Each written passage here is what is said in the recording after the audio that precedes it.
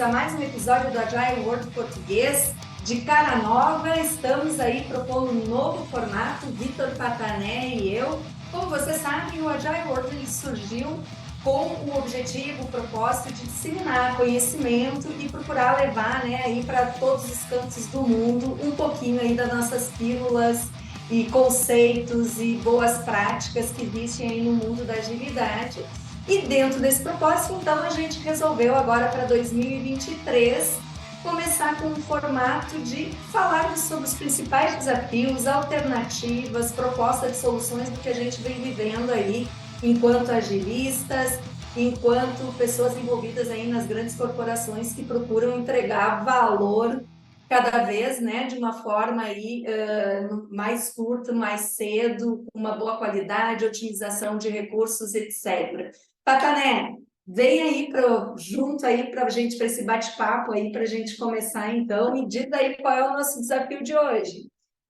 Olá, amigos do AWP, estamos de volta! A temporada 2023 do AWP, retornando aqui, bons filhos a casa tornam. Que bom estar aqui com a Carlinha para a gente começar essa temporada 2023 do AWP, ativando conhecimentos, porque a ideia é essa, vamos ativar o seu conhecimento e vamos levantar dúvidas, questionamentos e polêmicas aqui, por que não? Opa, vamos lá! Preparados aí para a gente falar um pouquinho. Hoje, no nosso primeiro episódio, nosso episódio inaugural aqui dessa temporada, a gente vai estar falando um pouquinho aqui de um problema que a gente gostaria de resolver, porque afinal de contas, galera, o que está acontecendo? Agilidade, diferente do que algumas pessoas pessimistas e tristes dizem que a agilidade está acabando. Não, a agilidade está mudando. Galera, a agilidade está mudando, ela está se readequando ao mercado, está se readequando a todo o universo corporativo, né, as oscilações e tudo mais que está acontecendo, todos esses efeitos, sejam eles perenes ou sazonais, enfim, estamos mudando. E como bons agilistas, nós nos mudamos e nós nos transformamos, né? E a proposta de hoje é justamente falar um pouco dessa transformação da agilidade, tentando olhar sobre a ótica de um problema que a gente gostaria de resolver, né? Ou pelo menos quer entender um pouco melhor, falando de outros modelos de agilidade, né? O que tem de outros modelos de agilidade para a gente estar conversando? E para isso, para a gente falar de outros modelos de agilidade, eu vou explorar como todo o bom saqueador. Mentira, não vou saquear ninguém, não. Eu só vou explorar os conhecimentos aqui da Carlinha, porque sei, a Carlinha está trabalhando agora em um modelo diferenciado de agilidade que eu estou achando incrível. Ela me contou, eu falei, gente, a gente precisa gravar esse negócio, a gente precisa compartilhar aí com o resto da nossa audiência, né? O que tem de tão legal, né? O que a gente está falando de agilidade, aí como o mundo está falando de agilidade, e como o mundo mesmo, porque a Carlinha está em outro universo agora, e eu achei legal ela contar um pouco da história, né? Carla, minha amiga, minha parceira aí de algum tempo, já gravando esses podcasts muito malucos aqui, mas cheio de conteúdo. O problema que a gente quer resolver hoje, né, é saber um pouco mais de outros modelos de agilidade. O que você está vendo aí de novo, Carla? O que você está pregando aí? Como é que está a tua perspectiva? Conta para nossa Então, audiência. Patané, na verdade é um aprendizado, né? A gente estava até falando nos bastidores aqui que não existe, nenhuma solução perfeita, não existe uma pílula que você vai ali, toma isso aqui 2 vezes ao dia, né? E está tudo resolvido. Mas voltando um pouquinho, antes de falar um pouquinho do que eu estou vivenciando, eu acho que a gente tem uns cabelos aqui brancos, e eu posso falar para você também, Patané. A gente acaba vivenciando vários modelos, várias empresas, vários contextos, e a gente vai pincelando, coisas que são boas, que a gente reproduz, e outras que a gente não é bem por aqui o caminho. E aí, trazendo um pouquinho do histórico, aí, minha percepção, e não só no mercado brasileiro, mas do que eu acho que trouxe todo esse desafio que a gente está vivendo aí de layoffs que a gente está vendo, e como você falou, a agilidade está acabando. Eu acho que a gente viveu um momento que a gente inchou as organizações. né? Se você pensar assim, quando surgiu a agilidade lá no manifesto, ela veio para simplificar. E eu acho que a gente, como bons seres humanos, a gente gosta de complicar as coisas, né? A gente pegou o que era para ser simples e tornou complexo. Tanto que eu costumava brincar que, olhando para algumas organizações, você via, né, a agilidade vindo para quebrar silos, mas criando silos ágeis. Que eu brinco, né? Você começa a ter ali o diretor ágil, que tem o líder ágil, que tem os seus agilistas, e você começa a criar toda uma estrutura paralela em prol, né, da agilidade. Acho que muito disso que a gente começou a ver como não tão eficiente dentro das organizações, na minha humilde opinião, né? E isso me fez refletir muito, e a gente sempre conversou muito sobre isso, né, Patané, de qual é o papel do agilista? Se é ele se tornar o centro né, os times, a empresa, os líderes dependerem dele para que as práticas ágeis aconteçam, ou um habilitador, né? E aí que eu entro um pouquinho num modelo que eu sempre acreditei que hoje eu estou vivenciando muito dentro da eDreams, que é justamente o papel hoje que eu vivencio, que é uma scale-up, né? Ela era uma startup que cresceu do ano passado para cá, acho que no início do ano passado eram menos de 1.000 e hoje são praticamente 2.000, praticamente dobrou, né? Funcionários, enfim, colaboradores dentro da eDreams. E uma das coisas assim que foi o primeiro ponto que me atraiu dentro da organização, até no momento da entrevista, foi como é que eu sei, quando agilista, que o meu trabalho foi efetivo e que aquele time não precisa mais de mim? Né? Foi uma das primeiras perguntas que eu recebi, qual é o sinalizador de que realmente eu fui efetiva, né? E que aquele time está autônomo. E, lembrando lá para o princípio, né, a gente busca com que as pessoas colaborem, autonomia, etc. E a autonomia não é só para poder priorizar o seu backlog, né? Não é só para saber qual é o trabalho e quem vai fazer cada tarefa, mas é a autonomia enquanto o time mesmo, não depender de alguém que faça ali uma cerimônia, que faça uma retro, que faça um time faz isso. Né? E eu acho que isso muda muito e isso torna mais lean, né? A gente fala tanto em lean, mas torna os times ágeis mais lean. Então, falando um pouquinho dos modelos, um dos pontos que eu encontrei hoje, tenho visto assim as empresas indo nessa direção, e aí eu queria ouvir um pouquinho de você também, né, Patané? Porque você está vendo os movimentos, não só dentro da Globo que você tem hoje, mas de outras organizações também, é como eu, né, me torno, enquanto um profissional ágil, um habilitador. E aí a gente começa a trabalhar com indicadores não só de times, não aquelas métricas leans que a gente conhece, né, de lead time, throughput, mas você começa a olhar para outros indicadores de times que a gente pode considerar de times autônomos, alta performance, que levam, né, a você ter ali, a gente estava falando um pouquinho dos bastidores, inclusive também, que a gente chegou a desenvolver um modelo de maturidade de times, mas não é um modelo de maturidade tradicional, vamos dizer, o quanto usa a prática Kanban, enfim, etc. Outras valências que a organização tem como expectativa de um time autônomo. Né? Como, por exemplo, vou dar um exemplo aqui do que tem, por exemplo, nessa maturidade que a gente usa hoje, é o quanto os indivíduos, né, dentro dos times estão capacitados a rodarem retro, por exemplo. Né? Se qualquer um do time, se eles rotacionam isso. Isso torna um time mais básico ou mais maduro. Você tem questões aqui, por exemplo, o quanto revisa, né? Não só as métricas leans, mas o quanto revisa as métricas de negócio, com que frequência e que decisões o time toma em cima dessas métricas. Então, você começa a ir para outras valências, que é o que a gente busca enquanto organização ágil, que é a autonomia, né? O time podendo, enfim, tomar decisões baseadas em dados, obviamente, mas que não dependem de você em toda uma hierarquia, né? Ou dependa de alguém para preparar uma sessão, uma cerimônia, para que seja feita a comunicação, enfim, a tomada de decisão. Então, tem sido uma trajetória, um caminho aí bem interessante, muito no que eu acredito. Só aí você já falou de dois indicadores, né? Que são dois skills que, se a gente explorasse mais, a gente realmente teria times mais autônomos, né? Que é o primeiro, o skill de facilitação, né?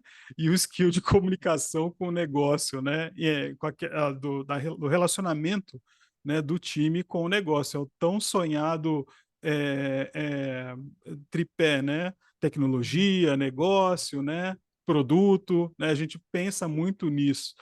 Isso é um ponto também, viu, Carla? Porque quando a gente pensa nessa comunicação, em tornar o time mais uh, independente, né? Vamos dizer assim, né? Eu acho que faz todo o sentido mesmo da agilidade deixar de ser uma muleta, né? Porque às vezes o que que acontece? Eu já ouvi muita reclamação, né?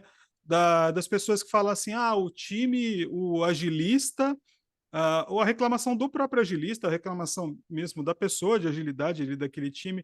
O agilista acaba virando secretário do time, secretária ágil. Mas a pergunta é: será que não se criou uma relação de vício, de dependência ali, de você ter esse papel justamente para fazer aquilo que você não quer fazer, né? Então, será que que esse talento deveria estar ali? Ele não poderia estar habilitando um outro time? Né, dentro da organização, e ele ir lá, de repente, mais para ajudar esse time a evoluir o seu processo e não ser uma bengala do time, né? Então, eu acho que isso é um ponto também, né? Porque se você não tem como evoluir a maturidade se você não dá suporte, né? Mas em determinado momento é que nem o pai e o filho, né? Imagina se todo pai ficasse apoiando o filho o tempo todo na hora de andar. A criança não ia cair, ela não ia levantar, né? E provavelmente ela ia desenvolver algum tipo ali de deficiência nas perninhas, né? E ela nunca ia conseguir ficar de pé efetivamente sozinha, né? Ou ela ia aprender a andar de uma maneira bem capenga, né? Ela ia tropeçar com muita facilidade, ela não ia conseguir. Por quê? O pai ficou o tempo todo lá, em vez de deixar o filho ter as próprias experiências, né? E cair, se levantar e às vezes aprender, né? Ter esse aprendizado contínuo. Não, ele simplesmente ficou o tempo todo lá apoiando a criança e a criança se desenvolveu com os pezinhos tortos, né? E aí agora? Vamos ter usar a botinha ortopédica? Vai? Qual que é? Como é que a gente faz para corrigir isso, né?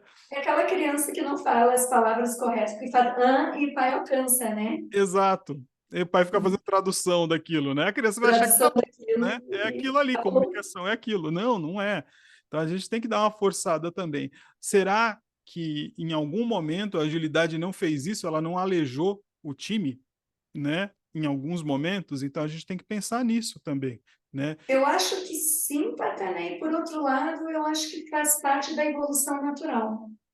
Né? A gente começa com uma prática nova, que você cria os especialistas, existe uma questão de status que se cria em cima disso. A gente não viu só isso com agilidade, né? Mas, tipo, vem lá o agilista, né? O Agile Coach, que vai resolver todos os seus problemas dentro do time, e isso gera um certo status. Até o momento que você começa a perceber que, não, peraí, né? Se a gente fala de liderança servidora, se a gente fala em apoiar o crescimento do time e desenvolvimento, né, do indivíduo, que é tudo que a gente tem por trás aí, né, dos princípios da agilidade, você percebe que você não é quem deve estar brilhando lá à frente quando se fala agilidade, né? Você, na verdade, fez um bom trabalho quando não precisa mais crescer. E vai te Exato. chamar justamente para aquela coisa pesada, do tipo daquele desafio mais especialista em algo, como uma evolução em DevOps, né, Uhum. onde precisa discutir ali algumas questões, ou uma prática mais de um continuous delivery que antes você não fazia, enfim. Quando você começa a ir, né, para questões aí que já são não tão triviais, vamos dizer Uma assim, revisão de um dentro de um fluxo, time mais maduro, e a né? gente sabe que as organizações sempre têm times novos, e você vai ser, né, para o beabá aquele de habilitação, é cíclico. É isso, exatamente isso. Então, é o lance do cíclico também, porque sempre haverá renovação, né? É difícil você ver um time. Eu não vejo o time ficando velho ultimamente, né? Eu vejo o time Sim, se transformando o tempo todo. Nas organizações por onde eu passo, isso é muito comum e faz parte. Então, o time não fica velho e nem o produto fica velho. O produto evolui, o time troca. Você tem a necessidade o tempo todo de uma recapacitação daquelas pessoas, de pessoas novas, de pessoas que trocaram entre times, né, que rotacionaram, de sim. pessoas entrantes, de times que mudaram de negócio, de KPI, de stakeholder. Então, sempre haverá o trabalho. Vamos falar, pô, não vai ter o trabalho. Sempre haverá o trabalho. Você não precisa ficar preso com o time rodando o daily, né, ou ser o puxador de planning para que a coisa aconteça. Não, a coisa tem que acontecer, né? Você vai, treina, prepara e vai para o próximo, vai, treina, prepara e vai para o próximo, né? Então, isso para você também é importante para o seu aprendizado, porque você está conhecendo outro tipo de time, outro negócio, você está evoluindo. É assim, eu costumo dizer que o agilista, o agile coach, a pessoa de agilidade, ela só cresce realmente, ela só quando ela aumenta a bolsa dela, né, de cases, né? Então ela tem que ter cases. Se você não tem case, se você não evolui, se você não troca, cara, como é que você cresce? Como é que você aprende outros contextos? Como é que você entende outros produtos? Porque vai passar você essa multidisciplinaridade de contexto e não só de papel, né? Porque o papel tá beleza, tá nichadinho ali naquele time, mas de contexto é fundamental para você exercitar o seu logos, pessoa de agilidade. Você precisa disso. Então você precisa, você é filho do desconforto e você é filho da transformação. Se você não gosta de transformação e procura um cargo fixo, por favor, não faça agilidade, porque agilidade está o tempo todo se movimentando, né? Agilidade é isso, ela não é fixa, ela é transitória. Então você está aqui, hoje você está aqui aplicando uma coisa, amanhã você está lá fazendo outra, né? E é isso, esse é o trabalho do agilista, né? Oh, mas parece um trabalho do consultor. Sim, parece um trabalho de consultoria. Sim, é parecido. Mas é até um trabalho, às vezes, que é mais dinâmico até do que uma consultoria. Uma consultoria, ela pode ficar anos num lugar fazendo a mesma coisa, né? O agilista, não. Aliás, é uma boa métrica, né? Em quanto tempo que você consegue capacitar um time para estar andando, Isso. né? Qual é o tempo lá para você deixar esse time ativo, né? Em quanto tempo você faz o building desse time? Cara, um negócio que acontece, assim, eu estava fazendo um building de um time, pô, coincidentemente hoje, e tem um momento lá que a gente estava passando pela construção do fluxo deles, e daí eles ficam, em determinados momentos da dinâmica, né? Eles ficam esperando que eu vá dizer para eles como eles têm que trabalhar. Eu falo, olha, gente, eu só estou aqui para anotar o que vocês vão estar trabalhando, dar alguns pitacos, mas quem vai dizer como vocês trabalham é vocês. Sabe por quê? Na hora de executar esse fluxo aqui, não sou eu, né? Que vou executar. Então, depois vocês vão rodar esse negócio e vão falar: o agilista, o pessoa de agilidade falou que tinha que ser assim. Não, senhor. Quem vai rodar é você, meu amigo. Então é você que vai me dizer como você trabalha e se está confortável ou não para você rodar desse jeito. Então percebam que eu não estou ali levando a minha verdade e a minha sabedoria única, né, como ser incontestável e como divino. Eu estou levando ali para eles só uma forma deles se organizarem com aquilo que eles já têm, né?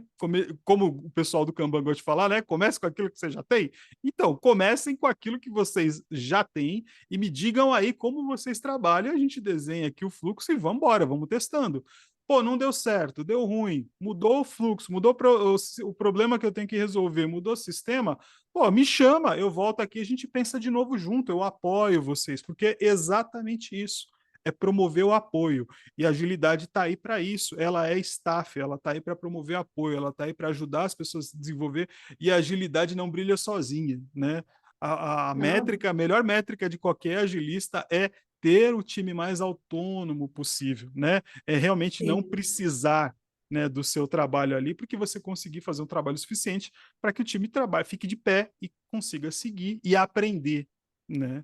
E não fique dependente de você, né? Porque se o time está dependente de você, significa que talvez nem você esteja confiando naquele método que você está usando, né? E você deva reavaliar o seu processo, né? Sabe que isso você me remeteu, a gente tem o processo todo de onboarding, né, como toda empresa tem, E um dos treinamentos obrigatórios para qualquer pessoa que hoje entra dentro de Dreams, qualquer, a gente não está falando só de tecnologia, pode ser pessoa de negócios, né? Qualquer área, enfim, que entra é o Edu Way of Working, né? Que inclusive são os Agile Coaches que dão, a gente, né, se reveza.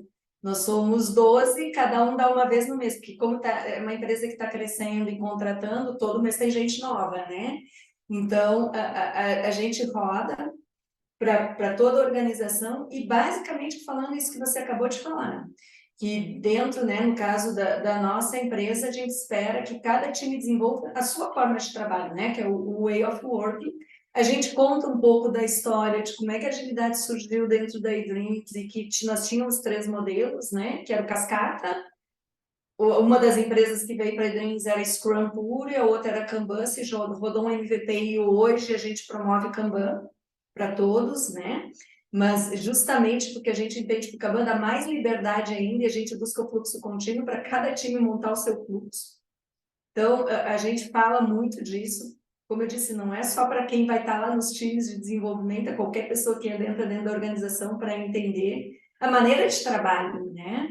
E aí a gente, obviamente, fala da questão da importância, né, de você atingir resultados, e que o time é o que é o mais capaz, né, de encontrar a sua forma, do como buscar o porquê, né, que se está ali e o que se quer entregar. Então, faz parte do processo do onboard, todo esse pitch, né? E aí me remeteu também ao que você falou do time querer que você defina o modelo, né, Patané? A gente tem o que a gente chama de kickstart, que é todo time novo, a gente já tem um board ali, todo meio padrãozinho, cada um dá aquela, né, sua customizada, mas que todo time que entra, ele passa pelo entendimento de qual é o North Star da empresa, visão e missão da empresa, né? De conceito de visão e missão, e aí ele define a sua missão enquanto time para definir o seu nome para a gente criar o Gira.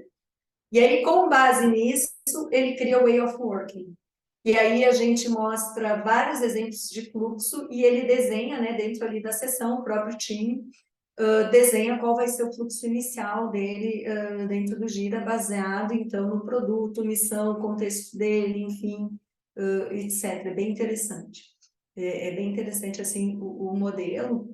E o que você estava falando de Agile Coach com Bengala, normalmente nesse Kickstart, a gente, enquanto Agile Coach, apoia o líder engineer e o PM para eles liderarem essa sessão, a gente não lidera ela. Muito Então, bom. toda essa sessão, né, de definição de missão, nome do time, way of working, a gente faz uma pré-reunião com o líder engineer, que no nosso caso a configuração dos times são, né, o software engineer, o UX, enfim, o líder engineer e um PM. Né? Normalmente é um líder engineer dedicado e um PM que pode estar em mais de um time, e eles que lideram esse tipo de sessão, não é a gente, por exemplo. Interessante. E, uai, que bom, eu acho que eu tô sentindo até uma similaridade com alguns trabalhos que eu já desenvolvo hoje, pensando dessa forma. Mas eu estou pensando então, Carla, então assim, a gente já tem então aqui bem drivado, a gente já falou bastante do problema, né, que a gente está tentando resolver e quais são esses modelos. E lá onde você está hoje, Carla, como é que trabalha? Agora pensando um pouco nessa proposta de solução, né? Como é que você faz? Assim, imagino que você deva ter uma quantidade de pessoas para atender um número X ou a empresa inteira, né? E como é que é esse acionamento lá, né? Como é essa proposta de solução? Uhum. Como é que funciona? Tá, então a gente atende basicamente a área de tecnologia, ainda que a tecnologia esteja muito ligada ao business. A gente tem o que a gente chama de tripé de liderança em cada área, né? Então, o que é esse tripé?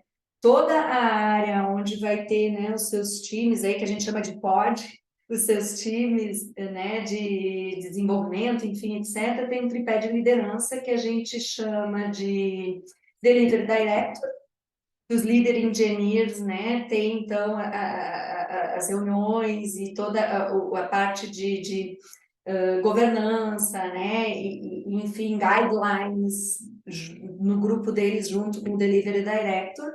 Nós temos o Product Director, que trabalha junto com os PMs, né, para trazer o sync entre os PMs, guidelines também, enfim, etc. E o BO, né? Então, esse BO, que é o Business Hour, normalmente alguém praticamente se leva dentro da organização, que pode estar em mais de uma área.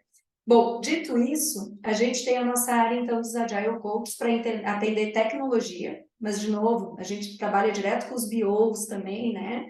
Enfim, e hoje, para toda a organização que está próxima a 2.000 pessoas, somos 12, né? E como é que a gente está organizado? A gente tem algumas áreas que são um pouco maiores, outras menores, então nós estamos dedicados, não é essa área que nos paga, né?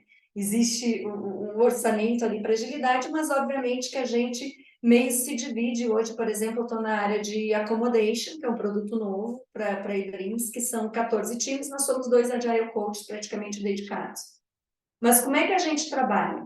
Dentro da nossa expectativa enquanto companhia, de um time autônomo e maduro, a gente vai rodando, né, alguns surveys, a gente tem muito one-on-one, eu tenho one-on-one com a maioria dos líderes, engineers e PMs, e é no bate-papo mesmo, Patané.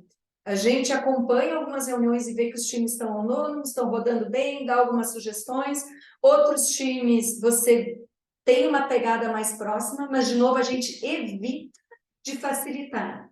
Nosso trabalho é muito, poxa, um time não está fazendo retro, né? A retro não está legal, está aquela retro assim, né? Mas, só para dizer que fez, né?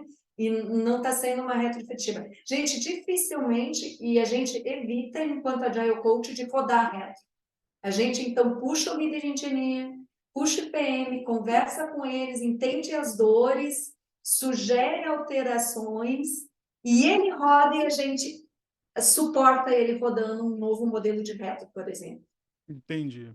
Então, Então, não existe assim, por exemplo, o que eu vou fazer a semana que vem? Claro que eu já tenho algumas reuniões, né? Por exemplo, a gente uhum, está muito com foco agora de revisões das métricas Lean, e na minha área eram 5 times no ano passado, são 14 agora, é uma área que, né, como você falou, muita gente nova, que cresceu muito, enfim, enquanto área, então tem muito esse básico, né? Então, a gente tem feito muito as reuniões aí, por exemplo, primeiro com o PM, líder engineer, falando das nossas métricas, combinando com ele a estratégia de como é que eles querem levar para os times, a gente nunca sugere uma estratégia. Alguns preferem, não, eu já vou tentar apresentar e você me apoia. Outros, não, você apresenta primeiro a métrica para os times, mostra como interpretar e depois eu assumo. É tudo muito combinado, não tem padrão, né, Patané? Então, a gente vai trabalhando dessa forma. E o nosso papel é, conforme demanda, e ficar observando e olhando. Aqui não está legal isso aqui. Vou deixa eu chamar o PM aqui, deixa eu entender se está acontecendo alguma coisa ou não. Deixa eu chamar o líder engenheiro, deixa eu ver se está acontecendo algo. É muito nessa pegada dos one-on-one. entendi. Então, vocês têm, pelo que eu entendi aqui, então vocês têm basicamente duas fontes, duas entradas aí de processo. Tua primeira entrada vem da sua própria observação em cima dos times que, na verdade, você apoia. E a sua segunda entrada é on demand, ou seja, existe uma necessidade que chega até você de alguma forma, anyway, não sei qual que é. A gente usa muito Slack, os canais das comunicações são muito abertas, muita Legal. coisa E essa totalmente no necessidade Slack. chega e isso vira backlog de trabalho para você estar, né, apoiando lá depois também. Então, entendi. Esse é uma ponta, porque tem o trabalho com a liderança também, que são outros objetivos que a gente tem, né? A gente tem o trabalho ali de evoluir OKR dentro da liderança. Nós começamos esse ano com Fly Levels, né? A gente tem aí um objetivo de mapear, né, os 3 níveis, enfim, etc. Mas, de novo, a gente não chega para a liderança e diz, OKR é isso, isso e aquilo. A gente, né, tem algumas áreas que estão mais avançadas, de novo, né? Você tem ali várias maturidades, e a gente respeita muito isso. Então, por exemplo, agora que a gente começa a falar de play levels, algumas áreas já foi no sangue, né? Já tinha ali aquele nível estratégico, né? O nível de coordenação, etc. Outras áreas, a gente está entendendo os gaps de cada nível, junto com a liderança, para trabalhar, não precisa chegar e falar em play levels, é assim. O que é esperado, por exemplo, numa coordenação entre times? Que gaps a gente tem? Bacana. Vocês acham que a gente poderia trabalhar melhor, tornar o trabalho mais visível, que é uma das coisas que você espera? Algumas áreas você ainda precisa tornar o trabalho mais visível. Não, beleza, o trabalho está visível, a gente precisa trabalhar agora que reuniões, né, ou cerimônias, ou seja lá o que for, que a gente vai tomar algumas decisões em cima disso. É tudo muito way of working de cada área, de cada time, de cada liderança. A gente não tem, por exemplo, um framework com um modelo, né? A gente não tem nada disso. A gente tem expectativa enquanto companhia de performance de time, de performance de value stream, de performance diária. E aí a maneira que você vai atingir isso Uhum. vai dos acordos, né? A gente fala muito dos agreements, agreements é tudo agreements que você faz com os times ou com as áreas que façam sentido para eles. E, aliás, isso conecta com acho que a última pergunta aqui para fechar. É, como é que você sabe que você resolveu o problema, né? Tem algum tipo de métrica? Como é que O que funciona isso? mais tem, esses tempos nós estávamos até conversando, o que mais tem é indicador, a gente precisa dar uma enxugada nos indicadores. Como é uma empresa que ela nasceu em startup, nasceu com aquele conceito muito claro de North Star, a gente tem, vou falar de KPI agora, não estou falando de OKR, a gente tem muito KPI. Você não tem ideia de indicador que a gente tem, assim, praticamente real time ou D-1, né?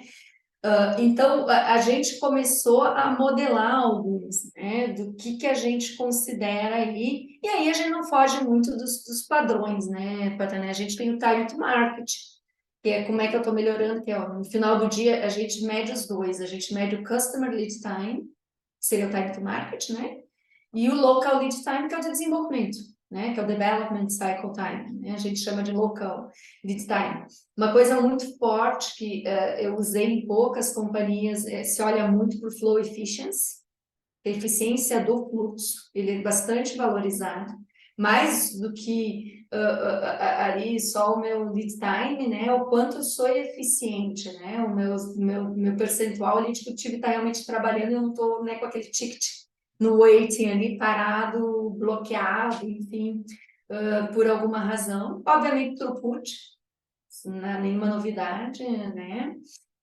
A gente trabalha com bug ratio, né? Ou seja, o número de bugs que você está colocando em produção ali no período, e a gente tem buscado baixar bastante esse número junto com os times. E a gente tem o throughput by dev. Por quê? Se a empresa está crescendo e eu estou investindo em desenvolvedores, eu estou me tornando a comunicação mais complexa e bloqueando mais meu fluxo, não é para olhar o desenvolvedor, está desenvolvendo mais também, mas eu estou melhorando, piorando com a quantidade de pessoas que eu estou botando. E nesse sentido, esse indicador, entendeu? Óbvio, botei mais, eu vou aumentar meu throughput, mas como é que é a ideia? E a gente Porque a gente sabe consegue. mais gente, Uhum. mais complexidade na comunicação. Qual é o trade-off de eu saber que esse número aqui é o que me traz mais, né, efetividade? Entendi. E a gente consegue, então, atribuir, dizer que, por exemplo, depois que um agilista passou por aquele time, a gente teve o ganho nessa e nessa métrica, vamos dizer assim. A gente Todos os consegue times fazer esse. têm, e aí o único agreement, né, acordo que a gente tem são 3 status no Gira, que não é muito diferente daí da Globo, né, em termos para você ter a medição. Mas a gente tem só 3, e esse é um agreement que tem enquanto corporação, né? E é o momento do commit, o momento OK QA, que é depois que o OK QA é o QA antes de, né, de ir para a integração, enfim, etc. Até o desenvolvimento praticamente, né, Patané? E o Business Validation, que é o que vai me dar o Customer Lead Time, que é o, né, depois que o negócio validou e entra em produção. Entendi. São os únicos 3 status que qualquer time pode definir o seu way of working, mas precisa ter essas 3 marcações. Pô, excelente, Carla. Acho que a gente aqui trouxe uma proposta bem interessante para a galera que está pensando aí em novos modelos de agilidade e já De com novo, algumas. né, Patané não é o único, com certeza existem tantos outros aí, mas acho que é super Exatamente. bacana a gente, né, trazer aí Essa visão, né? algumas... Eu acho que essa visão é muito legal, porque, olha só, gente, quanta coisa que a gente falou aqui, né? Que ou a gente já pratica, ou a gente Sim. pratica part-time, ou a gente. E não quer dizer que essa é uma verdade absoluta. Essa é a verdade que está funcionando nessa empresa. Tá? Mas eu acho que a proposta que a gente quer levar aqui, a provocação que a gente quer levar para vocês que estão ouvindo esse episódio, é justamente isso. Saiam da zona de conforto no sentido de não tem um jeito só de fazer esse tipo de coisa, e nunca foi tão importante a versatilidade, né, para as pessoas de agilidade, né? Sejam versáteis, pensem de forma diferente, experimentem coisas novas, né? Porque o que a gente precisa agora é movimentar. E a nossa capacidade de adaptação vai muito dizer sobre a nossa permanência, nossa existência dentro das companhias também, né? O quanto efetivo a gente está sendo, né? O quanto o time melhorou depois que a pessoa de agilidade passou por ali, né? O que mudou, né?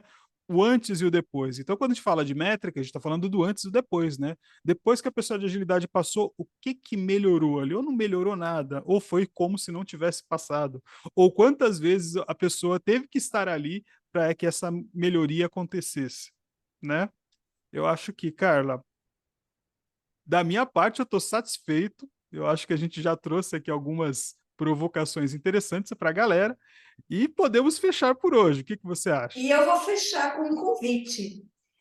Depois que a gente postar, obviamente, né, coloca aqui qual é o próximo desafio que vocês gostariam que a gente trouxesse, porque a ideia, né, desse novo formato, obviamente, não é só o Patané e eu ficar falando sobre isso, mas o desafio que você colocar, a gente vai procurar buscar pessoas, né, que estejam encontrando alternativas dentro dele e vamos embora, porque o Agile World português é de vocês, né, de todos nós.